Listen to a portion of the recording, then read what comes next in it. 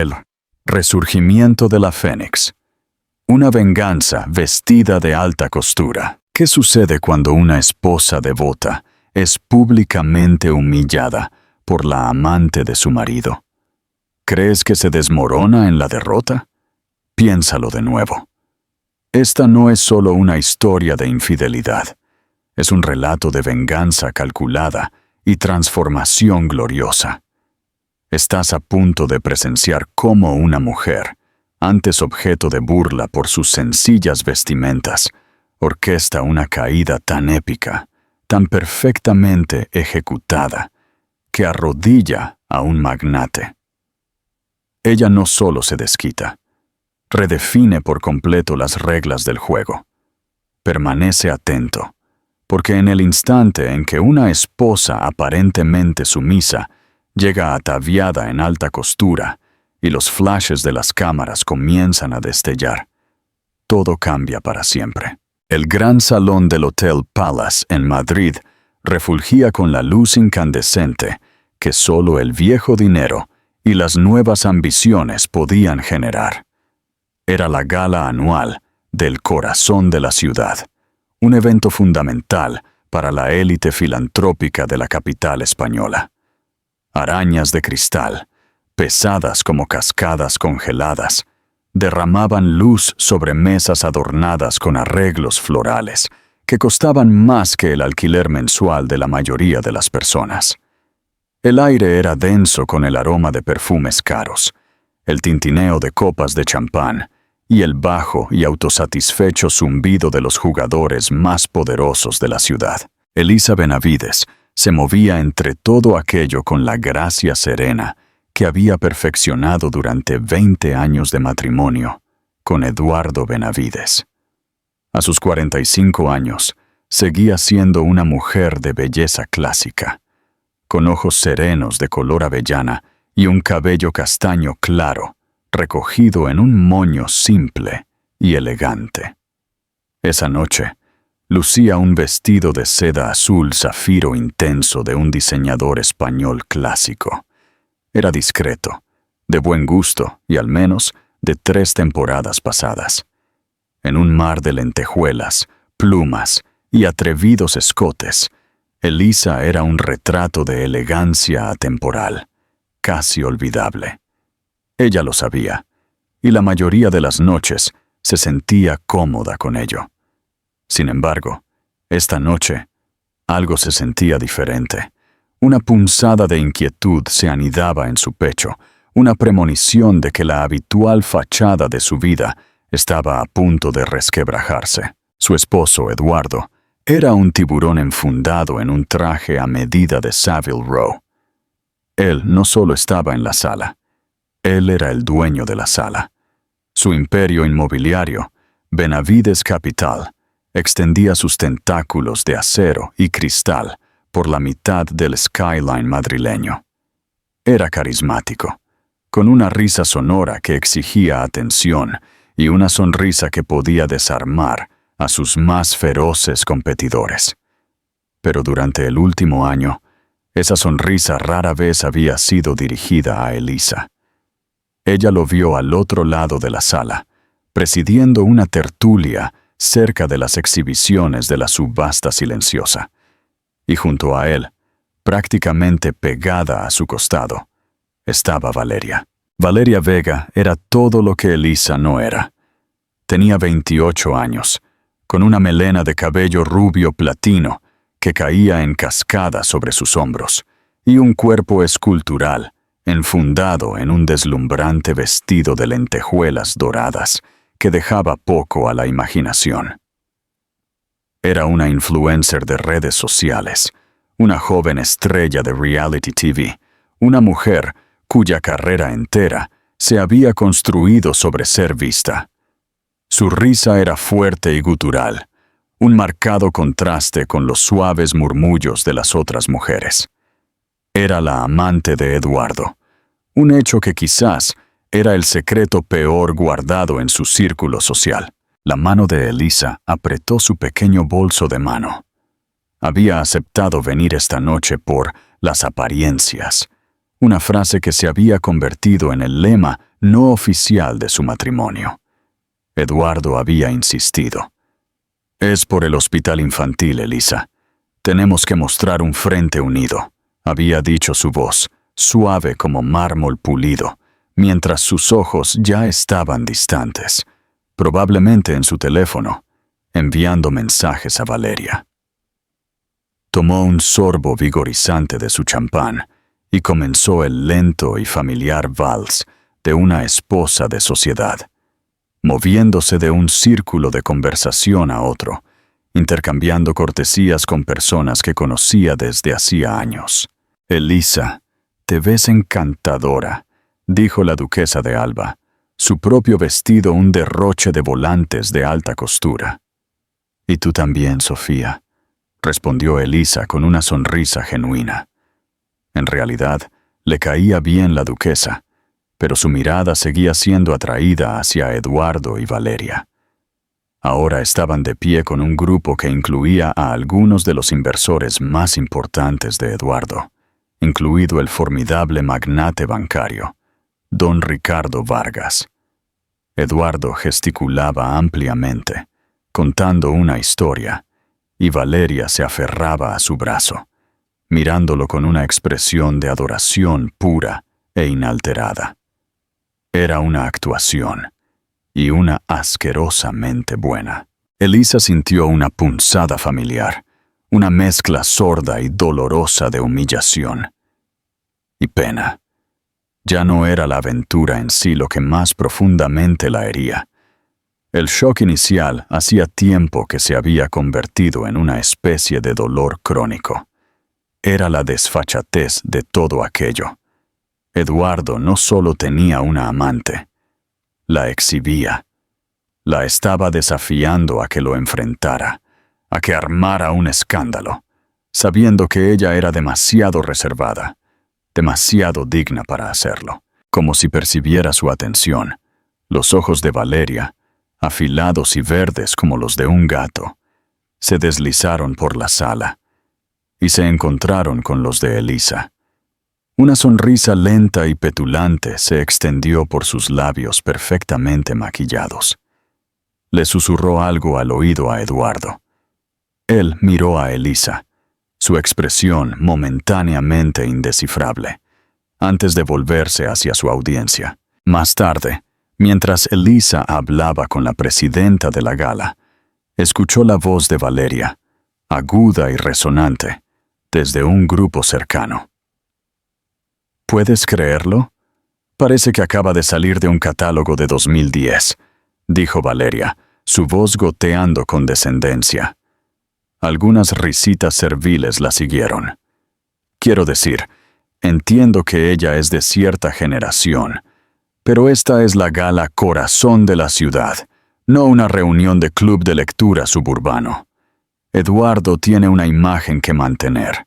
Es una lástima que su esposa no parezca importarle. Las palabras golpearon a Elisa con fuerza física. No era solo un insulto, era un despojo público de su valor, una declaración de que ya no era apta para el mundo que había ayudado a Eduardo a construir. La mujer que había organizado innumerables cenas para sus clientes, que había recordado los nombres de sus hijos y sus vinos favoritos, que lo había apoyado en crisis financieras y batallas corporativas, ahora era descartada como una reliquia anticuada por la mujer que dormía en la cama de su marido. Sus mejillas ardieron. Quiso girarse, acercarse y borrar la expresión de suficiencia del rostro de Valeria. Quiso gritarle a Eduardo por permitir esto, por crear el ambiente donde tal falta de respeto podía florecer. Pero no lo hizo. En cambio, se excusó con un murmullo tranquilo y caminó hacia la terraza, su postura erguida como una tabla. El aire fresco de la noche fue un alivio. Abajo, el Parque del Retiro era un misterio oscuro y extenso, sus bordes bordeados por las luces de la ciudad. Apretó la fría balaustrada de piedra, sus nudillos blancos. Había sido una tonta. Su dignidad, su sufrimiento silencioso, su creencia en mantener un frente unido, ¿qué le había conseguido? Había sido interpretado no como fuerza, sino como debilidad, como permiso. Eduardo la encontró allí 10 minutos después. «Ahí estás», dijo, su tono despreocupado, como si no hubiera estado de pie mientras su amante se burlaba de ella. «Vargas está a punto de irse. Quiero que nos despidamos, juntos». Elisa se volvió para encararlo, sus ojos fríos. «Escuché lo que dijo Eduardo». Él tuvo la decencia de parecer momentáneamente incómodo. Se aflojó la corbata. «Valeria puede ser un poco exagerada. Es joven. No entiende los matices de nuestro mundo». ¿Los matices? La voz de Elisa era peligrosamente baja. «El matiz en el que permites que tu amante humille públicamente a tu esposa mientras intentas cerrar un trato. ¿Está eso en el manual?» «Oh, por el amor de Dios, Elisa, no seas tan dramática», espetó, su paciencia, siempre escasa con ella últimamente, evaporándose. Fue un comentario tonto sobre un vestido. ¿Un vestido? ¿De eso se trata? Si quieres un vestido nuevo, ve y compra uno. Compra 10. Compra toda la maldita tienda. Sabes que no me importa el dinero». Eso fue todo. Ese fue el núcleo de su desprecio. Él pensó que se trataba de un vestido. Él pensó que su dolor, su humillación, toda su identidad, podía ser aplacada con un viaje de compras. Ya no la veía como una socia, ni siquiera como una persona. Ella era solo otro de sus activos, uno que, aparentemente, se había depreciado con el tiempo. «Tienes razón», dijo ella, su voz de repente clara y completamente desprovista de la emoción que él esperaba. «Es un comentario tonto sobre un vestido». Eduardo la miró, sorprendido por su repentina capitulación. Esperaba lágrimas, recriminaciones, otra discusión agotadora que no llevaría a ninguna parte. Su apacible acuerdo lo desconcertó. «Bien», dijo con cautela. «Entonces vamos a despedir a Vargas». Mientras regresaba al brillante salón de baile a su lado, presentando la imagen perfecta de la esposa que apoya, algo dentro de Elisa cambió. El dolor no se desvaneció, sino que se cristalizó. Se endureció en un único y afilado propósito. Eduardo tenía razón. No se trataba del vestido, sino de lo que representaba. Y él, con su arrogancia, le acababa de entregar el arma que necesitaba. Pensó que ella era una reliquia de una era pasada. Él y su ruidosa, ostentosa y moderna amante pensaron que su estilo de fuerza tranquila estaba obsoleto. Estaban a punto de descubrir lo equivocados que estaban. Mientras sonreía gentilmente a don Ricardo Vargas, hizo un voto silencioso. No dejaría a Eduardo. Todavía no. Eso sería demasiado fácil, demasiado predecible. No, ella no sería la esposa trágica que se desvanece en la oscuridad. Se convertiría en la mujer que Eduardo no podía permitirse perder, y la mujer que Valeria nunca podría esperar ser. El juego había comenzado, y Elisa Benavides, una mujer de cierta generación, estaba a punto de reescribir las reglas. ¿Crees que Eduardo lamentará haber subestimado a su esposa? Comparte tu opinión en los comentarios. Los días posteriores a la gala fueron un estudio de engañosa tranquilidad. En la superficie, nada en el cavernoso apartamento de los Benavides en el Paseo de la Castellana cambió. Eduardo estaba ocupado, consumido por las negociaciones finales del acuerdo con Vargas. Llegaba tarde a casa, oliendo tenuemente al embriagador perfume de Valeria, y se iba temprano, con la mente ya en hojas de cálculo y leyes de urbanismo. Él y Elisa se movían el uno alrededor del otro, con la coreografía practicada y distante de una pareja casada desde hace mucho tiempo que se había quedado sin cosas que decir. Él confundió su silencio con aquiescencia, su calma con derrota. Fue un error de cálculo fatal. Para Elisa, el apartamento se había transformado de un hogar en un cuartel general. La humillación en la gala no la había quebrado, la había forjado. El dolor sordo de la traición había sido reemplazado por el fuego frío y claro de la determinación. Ya no era una víctima en la historia de su propia vida. Era la arquitecta de su próximo capítulo. Su primer movimiento no fue hacia un abogado de divorcios, sino hacia su ordenador portátil. No investigó la división de bienes o los acuerdos de custodia. En cambio, pasó horas en el antiguo estudio de su difunto padre, una habitación a la que Eduardo nunca entraba, rodeada de sus libros encuadernados en cuero sobre finanzas e historia del arte. Su padre, un respetado banquero de inversiones, le había enseñado más que solo a apreciar un Monet.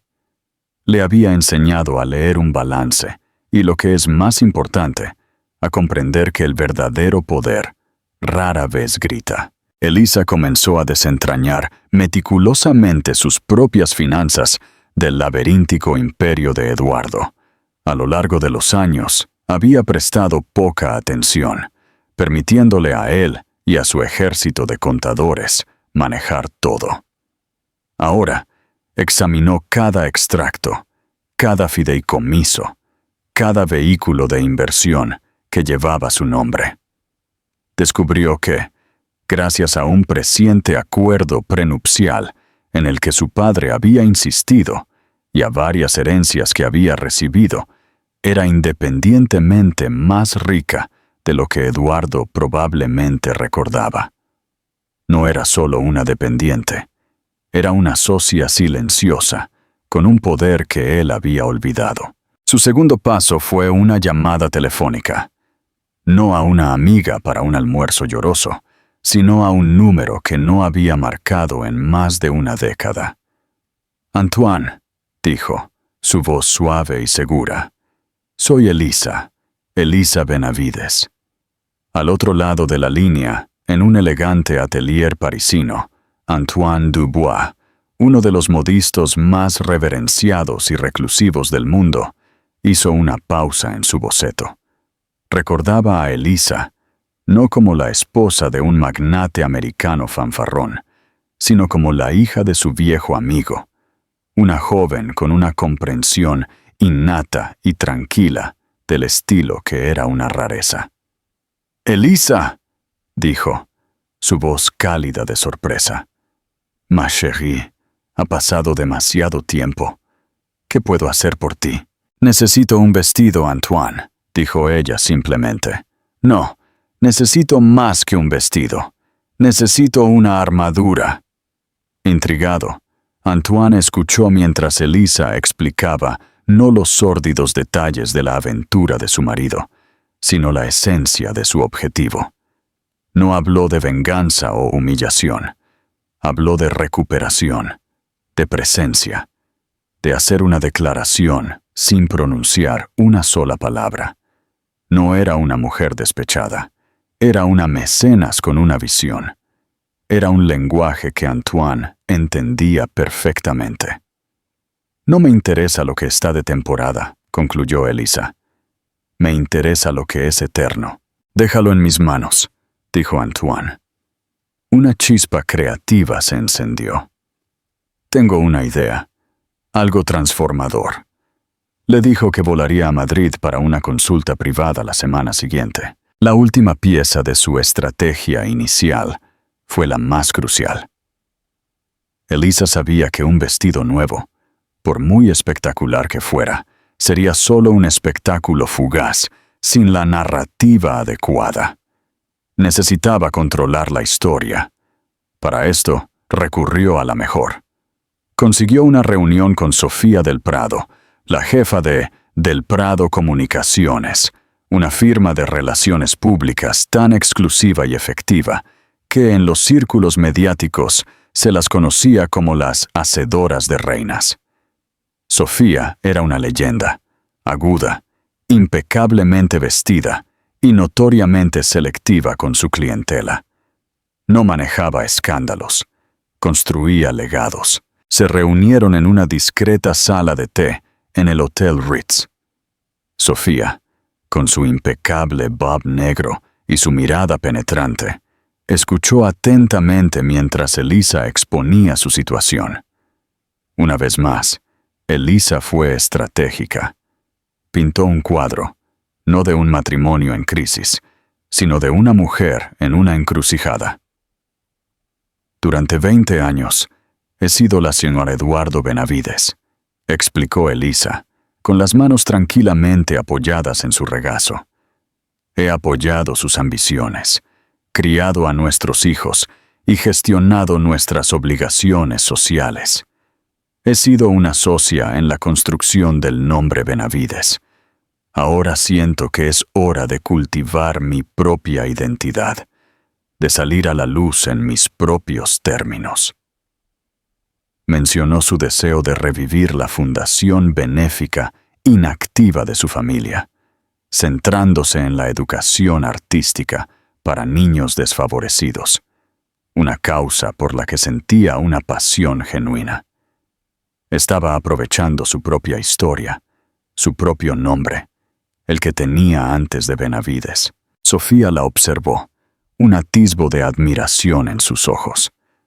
La mayoría de las mujeres que acudían a ella estaban en pánico, desesperadas por salvar una reputación. Elisa estaba tranquila, serena y pensando 3 movimientos por delante. No le estaba pidiendo a Sofía que limpiara un desorden. La estaba invitando a construir un monumento. ¿Y Eduardo?, preguntó Sofía, su voz neutral. ¿Cuál es su papel en esto? Evolución, dijo Elisa con una pequeña y enigmática sonrisa. Eduardo, como siempre, está centrado en sus negocios. Él cree que mi mundo es muy pequeño. No tiene idea de la magnitud de mis planes. Piensa que mi mayor ambición es redecorar la casa de veraneo en Marbella. Los labios de Sofía se curvaron en una rara sonrisa cómplice. Los hombres como su marido a menudo sufren de una falta de imaginación cuando se trata de sus esposas, observó. Ven a la mujer con la que se casaron hace 20 años, no a la mujer en la que se ha convertido. Así que quiere lanzar su fundación, y quiere hacerlo de una manera que sea imposible de ignorar. Exactamente, confirmó Elisa. La gala anual de maestros modernos en el Museo del Prado es dentro de 6 semanas, dijo Sofía, su mente ya trabajando. Es el evento más fotografiado de la temporada de primavera. Más prensa que la gala Corazón de la ciudad, por un factor de 10.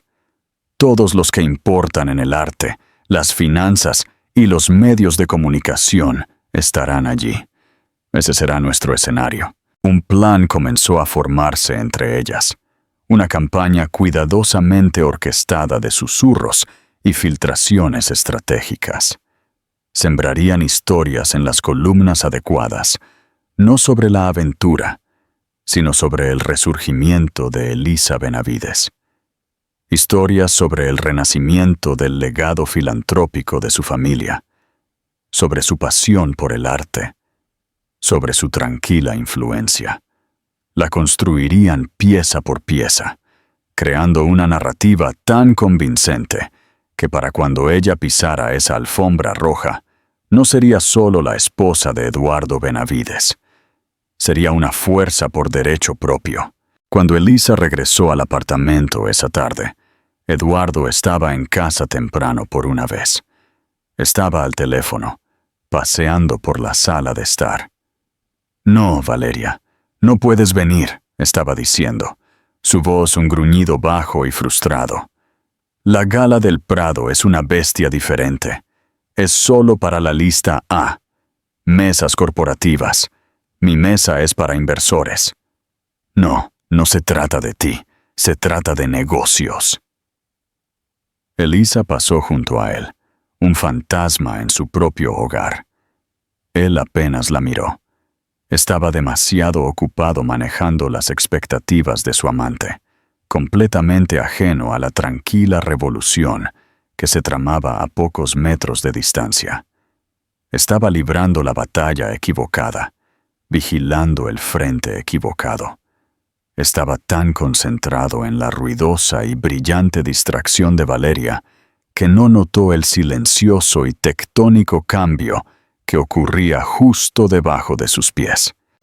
La esposa que daba por sentada estaba afilando silenciosamente sus armas, reuniendo a sus aliados y preparándose para subir a un escenario que él no podía controlar. ¿Qué alianzas crees que serán las más importantes para Elisa?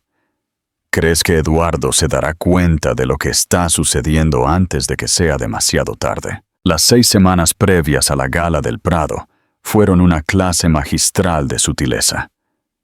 Mientras Eduardo estaba consumido por las etapas finales y frenéticas de su acuerdo con Vargas, un acuerdo que Elisa sabía que se estaba volviendo más complicado de lo que él admitía, ella estaba construyendo silenciosamente su coalición. Esta no era una guerra que se ganaría con gritos en su vestíbulo de mármol, sino con almuerzos discretos, amistades reavivadas y el goteo lento y constante de información a los canales correctos. Su primera y más importante alianza fue con una mujer llamada Isabel Montalvo, la viuda de un embajador español y una figura venerada en el mundo del arte. Isabel era prima de Antoine, el modisto, una mujer que se movía con la autoridad tranquila de alguien que había visto imperios surgir y caer entre cócteles. Había sido una querida amiga de la madre de Elisa, y Elisa siempre había admirado su sabiduría y su conocimiento enciclopédico de la sociedad madrileña.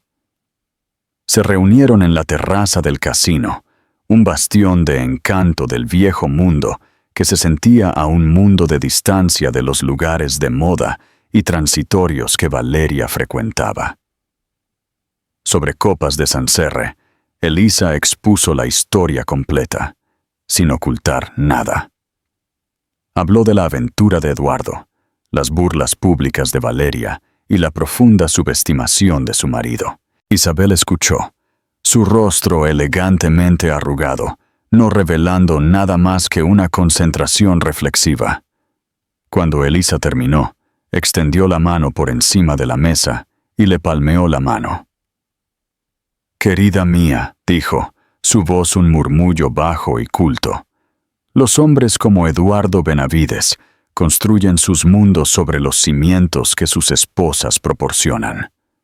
Se acostumbran tanto a la estabilidad que olvidan que el cimiento está ahí, hasta que se agrieta». Tomó un sorbo de su vino. «Así que no solo estás redecorando la casa, la estás reconstruyendo según tus propias reglas. Lo apruebo». La aprobación de Isabel fue más que un consuelo. Fue una llave. Abrió puertas que habían estado cerradas para Elisa durante años, puertas que Elisa ni siquiera se había dado cuenta de que quería cruzar. De repente, Elisa estaba copresentando una exposición privada en una galería del barrio de Salamanca, con Isabel, siendo reintroducida a curadores de museos, artistas y, lo más importante, a los filántropos del viejo dinero de la ciudad, las mismas personas cuyo respeto Eduardo anhelaba, pero nunca podía dominar por completo. Vieron en Elisa no un apéndice de Eduardo, sino la hija de un hombre al que habían respetado y una mujer de sustancia por derecho propio. Hablaron de su fundación revivida, la Fundación Langley para las Artes, con interés genuino. Su pasión era auténtica, su conocimiento de la historia del arte profundo. No era una esposa aburrida buscando un pasatiempo. Era una persona seria, con una misión seria. Mientras tanto, Sofía del Prado y su equipo estaban haciendo su magia en la prensa. No hubo filtraciones jugosas sobre el asunto. Eso habría sido demasiado burdo, demasiado al estilo de Valeria. En cambio, una narrativa diferente comenzó a tomar forma. Un pequeño artículo apareció en la sección de estilo de El País sobre el resurgimiento del lujo discreto y la filantropía intelectual, contrastándolo sutilmente con la caridad más ruidosa y performativa de la nueva élite adinerada. El nombre de Elisa fue mencionado como un excelente ejemplo de lo primero. Un artículo en Vogue España Online perfiló a los donantes de legado, hijos de familias prominentes que estaban reviviendo el trabajo caritativo de sus padres. La Fundación Langley fue destacada prominentemente, con una cita de Elisa sobre la creencia de su padre de que el arte es la conciencia de una ciudad. No había una foto de ella, solo sus palabras, lo que les dio más peso. Estos susurros eran una forma de guerra psicológica. No atacaron directamente a Eduardo o Valeria. Simplemente crearon un mundo, un estándar de elegancia y propósito, del cual Valeria, por su propia naturaleza, estaba excluida. Valeria, que documentaba cada comida cara y cada vacación patrocinada en Instagram, era la encarnación de la cultura performativa que el artículo sutilmente criticaba. Eduardo, cuando se dio cuenta de todo esto, se mostró complacido. «Buena prensa para la familia», comentó una mañana, hojeando una mención de la Fundación Langley en una columna de Sociedad. «Me alegro de que te mantengas ocupada, Elisa». Estaba tan cegado por su propio ego que vio sus actividades como una extensión encantadora e inofensiva de su propia construcción de marca, como un ala nueva y de buen gusto de su sede corporativa. No pudo ver que era un edificio completamente separado, con su propio cimiento y su propia fuente de poder. Valeria, sin embargo, no era tan complaciente. Vio el cambio y la enfureció. Su mundo se construía sobre la atención, y de repente, una parte de esa atención se estaba desviando hacia la esposa aburrida.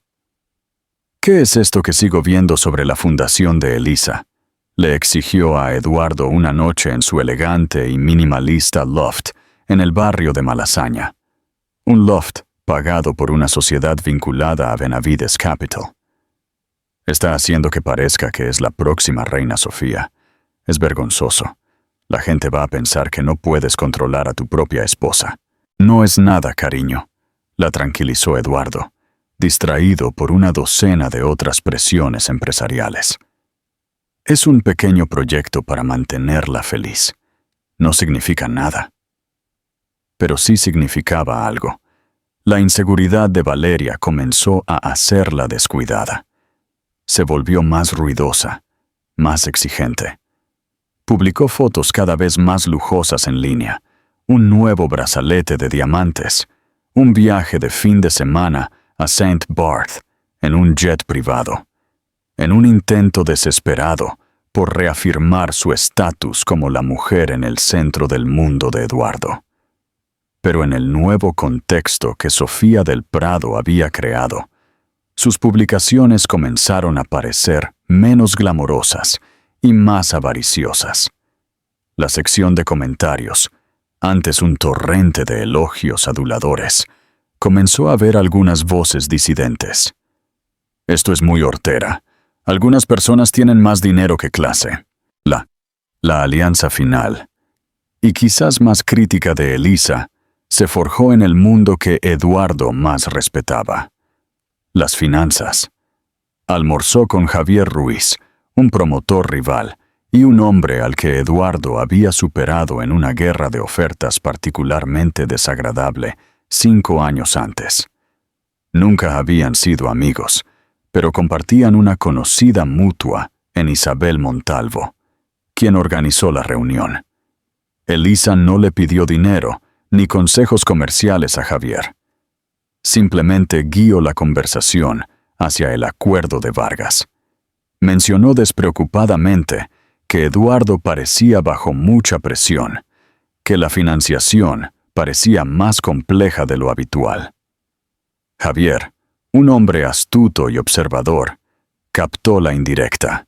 Eduardo es un jugador, dijo, revolviendo su espresso. Se apalancó demasiado para obtener la financiación de ese proyecto. Cuenta con que Vargas no solo invierta, sino que traiga a sus socios bancarios. Si ese acuerdo fracasa, quedará peligrosamente expuesto. Elisa simplemente asintió, archivando la información. No necesitaba hacer nada con ella. Solo necesitaba saberla. El conocimiento, estaba redescubriendo, era la forma definitiva de poder. La víspera de la gala del Prado. Antoine llegó de París con un equipo y varias maletas de ropa grandes y fuertemente aseguradas.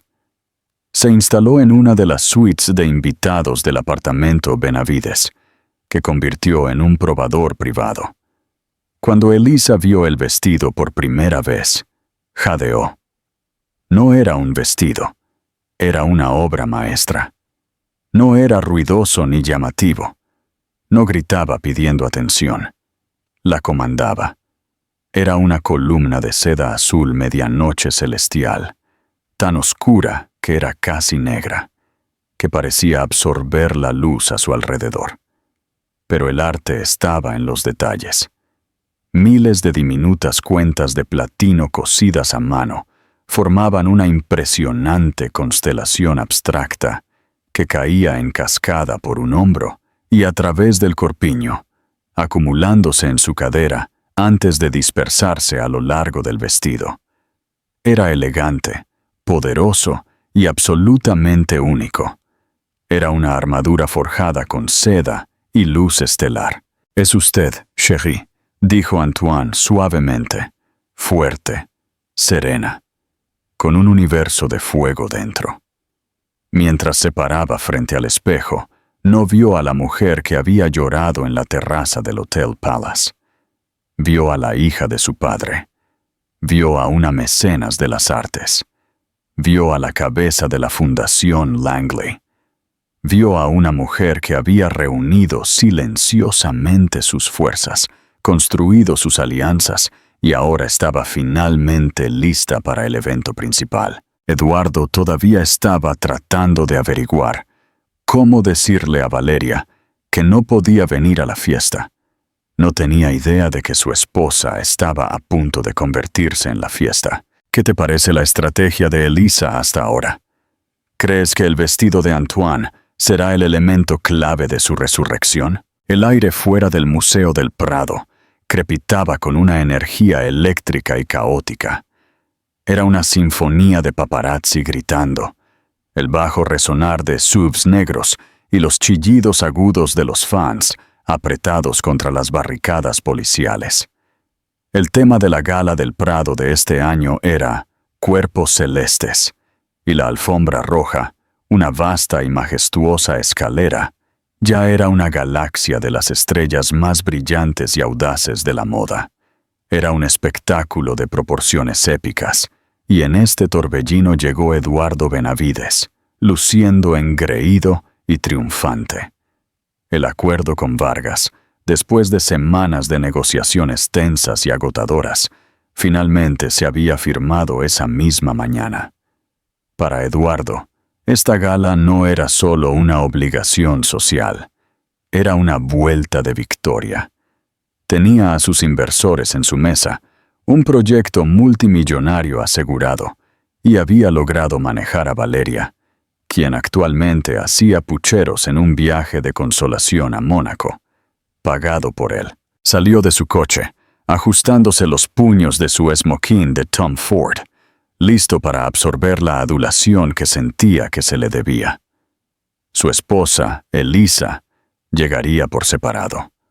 Apenas la había visto en todo el día, asumiendo que estaba ocupada con algún último retoque de su cabello y maquillaje. Hizo su obligatoria aparición en la alfombra roja, sonriendo para las cámaras, estrechando la mano de un concejal de la ciudad y disfrutando del brillo de su éxito. Estaba presidiendo una reunión a mitad de las escaleras, aceptando felicitaciones de un promotor rival, cuando la atmósfera cambió de repente. Comenzó como un murmullo en la base de la escalera, una ola de emoción que rápidamente se convirtió en un rugido. La caótica andanada de flashes de los fotógrafos, que se había dispersado entre una docena de celebridades diferentes, de repente se cohesionó, enfocándose con intensidad similar a un láser en un único punto.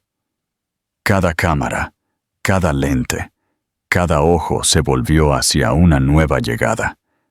Eduardo entrecerró los ojos, molesto por haberle robado su protagonismo. Vio un coche detenerse, un discreto Maybach negro, y de él emergió una mujer. Por un momento, su cerebro no procesó lo que estaba viendo. Era Elisa, pero no era la Elisa que él conocía.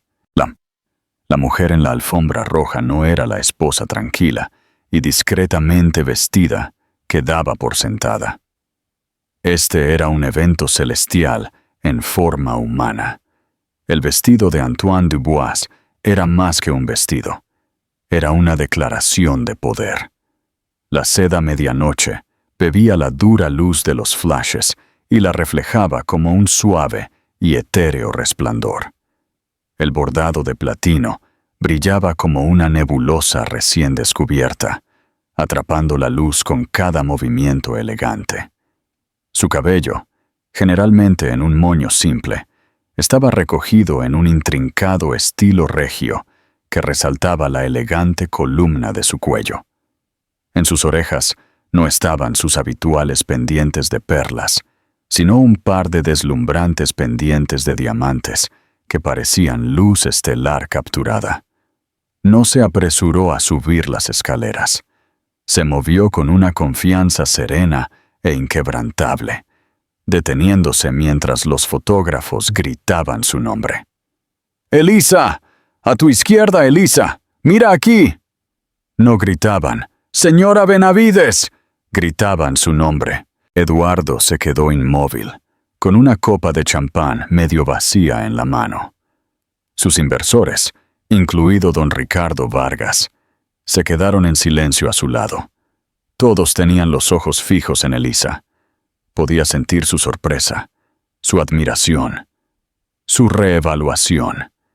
Pero el vestido era solo el primer golpe. Cuando Elisa llegó a la cima de las escaleras, fue recibida no solo por los habituales anfitriones, sino por Sofía del Prado, quien la guió sin problemas hacia un grupo de reporteros de Vogue, El País y la agencia F. Los pesos pesados de los medios. Esto no era una coincidencia. Era una emboscada. «Elisa, te ves absolutamente deslumbrante», dijo una conocida periodista de moda. «Antoine Dubois, por supuesto. Hace años que no viste a una española. ¿Cómo lo convenciste?». Elisa esbozó una sonrisa tranquila y radiante que se transmitió en pantallas de todo el mundo. «Antoine es un viejo amigo de la familia», dijo, su voz clara y firme. Entendió el espíritu de lo que quería lograr esta noche.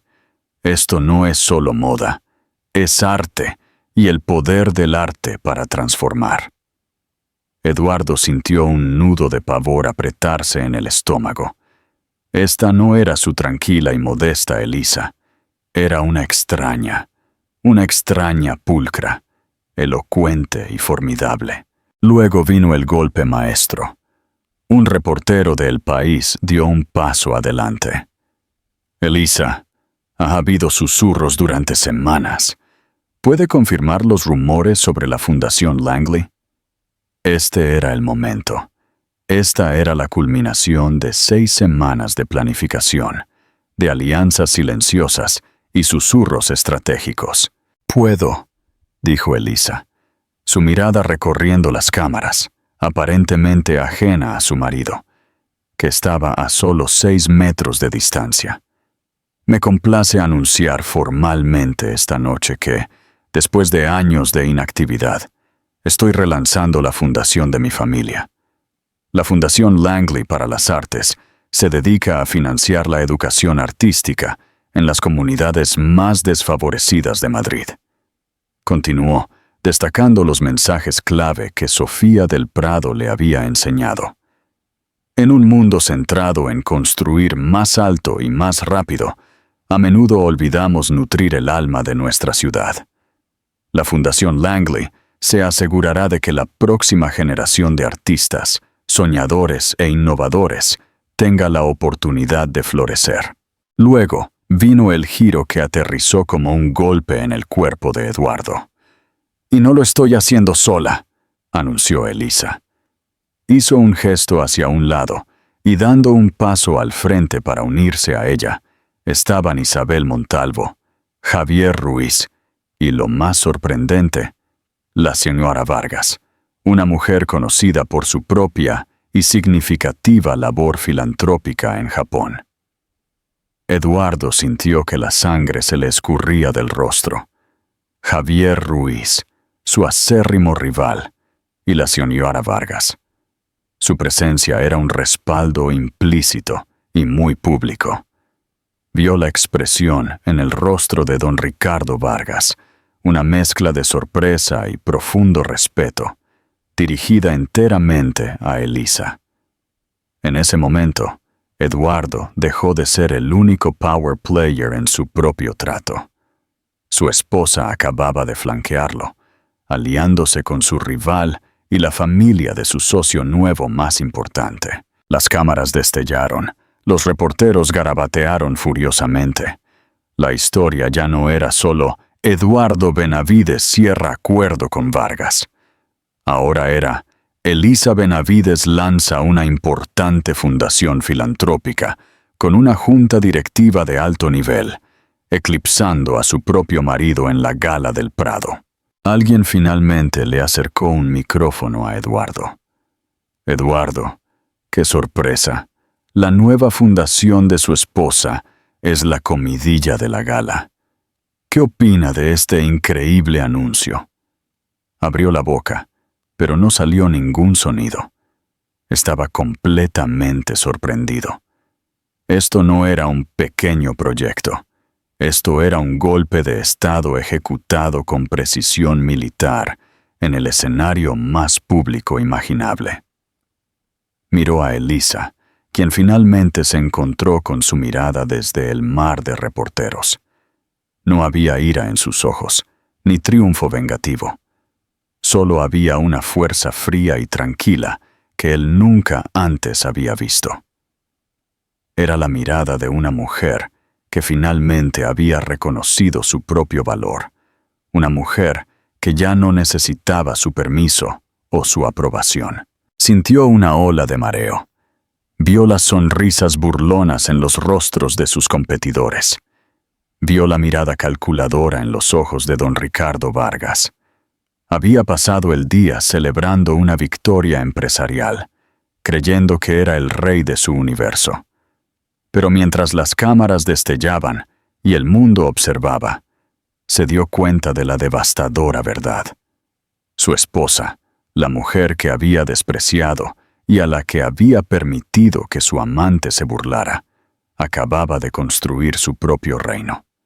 Y lo había construido justo en el centro del suyo, un nuevo mapa de poder, uno donde él ya no era el gobernante indiscutible. El cimiento de su mundo no solo se había agrietado, se había hecho añicos.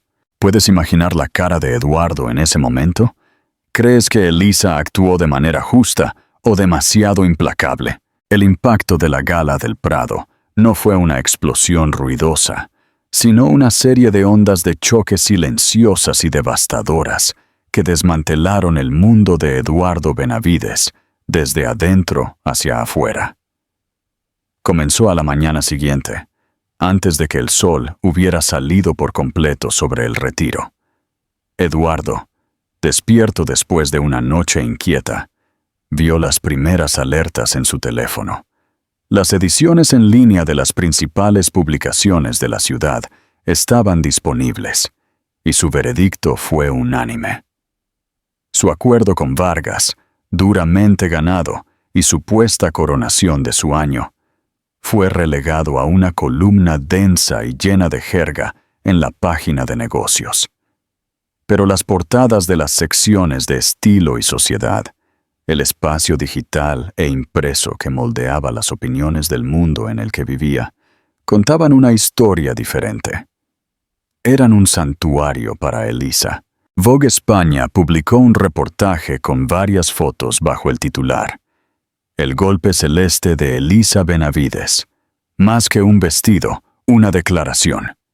El artículo deconstruyó su look no solo como una elección de moda, sino como una declaración política. En un mar de glamour prestado y tendencias efímeras, escribió la periodista, Elisa Benavides, en un Antoine Dubois hecho a medida, nos recordó el poder duradero de la historia personal y el propósito silencioso. No solo vistió un vestido, habitó una idea. El país fue aún más impactante. El renacimiento de una filántropa, la Fundación Langley, toma el escenario central mientras Elisa Benavides sale de las sombras. El artículo alabó su iniciativa, enmarcándola como un antídoto necesario a la caridad transaccional de la élite del nuevo dinero. Detalló la impresionante junta directiva que había reunido. La respetada decana del mundo del arte, Isabel Montalvo, el magnate rival, Javier Ruiz, y la internacionalmente estimada Xiomara Vargas. La narrativa que Sofía del Prado había construido con tanto cuidado se había convertido en un evangelio de la noche a la mañana. Elisa ya no era un accesorio, era el evento principal. En su suite de hotel bañada por el sol en Mónaco, Valeria Vega se despertó a una realidad que se sentía como un ataque personal. Su teléfono zumbaba incesantemente, pero no con los elogios aduladores a los que estaba acostumbrada. Era una avalancha de etiquetas, menciones y mensajes directos, todos señalándola a la misma historia exasperante. El triunfo de Elisa. Una rabia venenosa, ardiente y ácida, la invadió. Había sido exiliada, enviada lejos con un brazalete de diamantes como pacificador, para que esta reliquia pudiera tener su momento. Atemorizada, pasó a la ofensiva. Publicó frenéticamente una serie de historias. Una selfie haciendo pucheros en la cubierta de un yate, el agua cristalina como telón de fondo de su enui fabricado. Un primer plano de un bolso Hermès recién comprado, colocado con arte en la mesa de un café. Un video en boomerang de copas de champán, tintineando con un amigo masculino sin rostro que había contratado para el día. Sus pies de foto eran un desesperado intento por la relevancia. Viviendo mi mejor vida, sin preocupaciones. Algunas chicas obtienen títulos, otras obtienen tesoros. Vida en Mónaco. Pero su momento no podría haber sido peor. Por primera vez, el mundo, de hecho, estaba despreocupado por Valeria Vega. Sus desesperadas demostraciones de riqueza, que semanas atrás podrían haber sido vistas como aspiracionales, ahora parecían infantiles y vulgares contra el telón de fondo del grandioso y significativo gesto de Elisa. La sección de comentarios, antes su caja de resonancia personal de adoración, se convirtió en un pelotón de fusilamiento. Mientras publica selfies, su esposa está cambiando el mundo. Esto es tan hortera. Lee la sala. Clase versus basura, y todos sabemos cuál eres tú. Esa etiqueta, sin preocupaciones, parece muy preocupada. El último clavo en el ataúd de su persona pública no vino de un troll, sino de su agente. La llamada llegó por la tarde. «Valeria», dijo, su voz tensa y desprovista de su habitual salamería. «Esa campaña de relojes de lujo que estábamos cerrando, están retirando la oferta». «¿Qué? ¿Por qué?», chilló ella, la copa de champán temblándole en la mano. «Su marca se trata de elegancia atemporal, Valeria. Sienten que tu percepción pública actual no está alineada con ese mensaje. Van en una dirección diferente». La línea se cortó, dejando a Valeria en una jaula dorada y silenciosa de su propia creación. Su marca, construida sobre ser el brillante centro de atención, había sido devaluada instantánea e irrevocablemente. Ya no era la amante escandalosa y emocionante. Era simplemente la amante vulgar de un hombre cuya esposa acababa de convertirse en una leyenda. Para Eduardo, las consecuencias fueron más inmediatas y mucho más graves. Entró a un almuerzo de seguimiento con don Ricardo Vargas y su equipo, esperando finalizar la logística. En cambio, encontró a Elisa ya sentada en la mesa, conversando profundamente con la señora Vargas. Don Ricardo había solicitado específicamente su presencia. La atmósfera era palpablemente diferente. La conversación no era sobre hormigón y acero, sino sobre arte y legado. Don Ricardo se volvió hacia Elisa. «Mi esposa me estaba contando sobre el enfoque de su fundación en preservar las formas de arte tradicionales entre la juventud. Es un tema muy cercano a mi corazón». Elisa respondió con un punto erudito sobre la pérdida de habilidades artesanales en la era digital, su conocimiento fluido y su pasión genuina. Eduardo solo pudo sentarse allí, un observador silencioso e inútil en su propia reunión. Sintió un frío pavor recorrer sus huesos mientras observaba la escena desarrollarse. Él siempre se había presentado como el lobo solitario, el genio singular detrás de su imperio. Ahora Vargas y sus otros inversores vieron que su mayor activo era el que había descuidado y faltado al respeto. Vieron a Elisa no como una posible responsabilidad en un divorcio complicado, sino como una fuerza estabilizadora, una mujer de integridad. Su propio carácter, por extensión, ahora estaba bajo escrutinio. Su imprudente aventura ya no era un asunto privado, era un riesgo comercial flagrante. «Su esposa es una mujer formidable, Benavides San», le dijo Vargas a Eduardo más tarde mientras se iban. Sus palabras una daga perfectamente cortés. La fuerza de una empresa no reside solo en su balance, sino en el carácter de su liderazgo. Todo su liderazgo. El ostracismo social fue rápido y brutal. No fue un decreto formal, sino miles de pequeños cortes. Llamó a su compañero de golf habitual, un hombre que conocía desde hacía 20 años, solo para ser recibido con una excusa endeble e inverosímil sobre un dolor de espalda. Las invitaciones a cenas privadas y escapadas de fin de semana simplemente dejaron de llegar.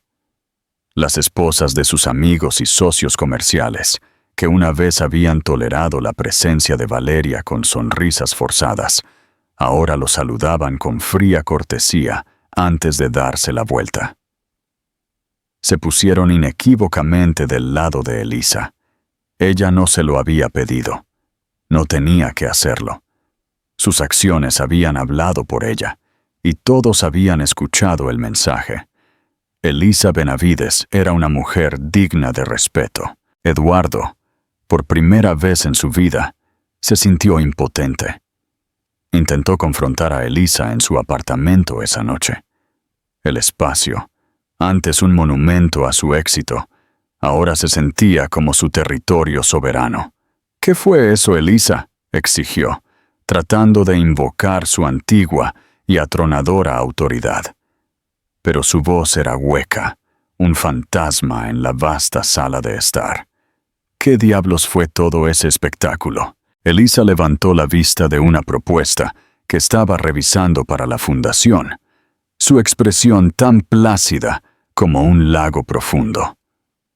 «Eso, Eduardo», dijo, su voz uniforme y fría. «Fui yo recordándote a ti y a todos los demás quién soy. No soy solo tu esposa, Eduardo. Soy la hija de Roberto Langley. Soy una socia en esta vida que construimos, y no seré ignorada ni faltada al respeto, ni por ti, y ciertamente no por tu amante. Fuiste a mis espaldas. Te alías con mi rival, Javier Ruiz», escupió, su rostro poniéndose rojo. «Construí una junta directiva para mi fundación», lo corrigió suavemente, la corrección misma una muestra de poder. «Javier Ruiz, a pesar de vuestra historia, entiende la importancia del deber cívico. La señora Vargas es una apasionada de la educación artística. Su presencia da credibilidad a una causa en la que creo. Nunca se trató de ti, Eduardo. Simplemente asumiste que el mundo giraba a tu alrededor. Ese siempre ha sido tu problema». Él la miró, finalmente viendo la profundidad de su locura. Había provocado a un oso que creyó que era un gatito. Se había burlado de su ropa, su tranquilidad, su dignidad, sin comprender que esas eran las mismas fuentes de su fuerza. Había pensado que el poder era ruidoso, llamativo y de lentejuelas doradas. Se había equivocado.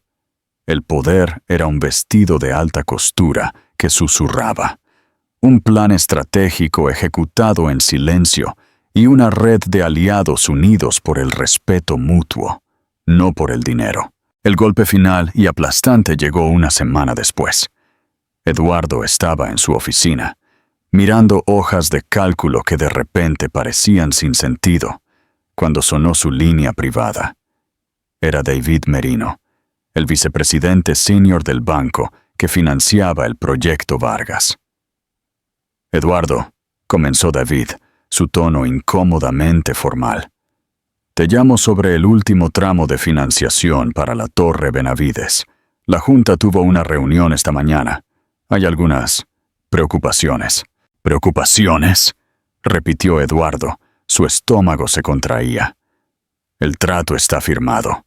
Vargas está dentro». «Sí, lo sabemos. Pero nuestro compromiso depende de nuestra confianza en el liderazgo del proyecto.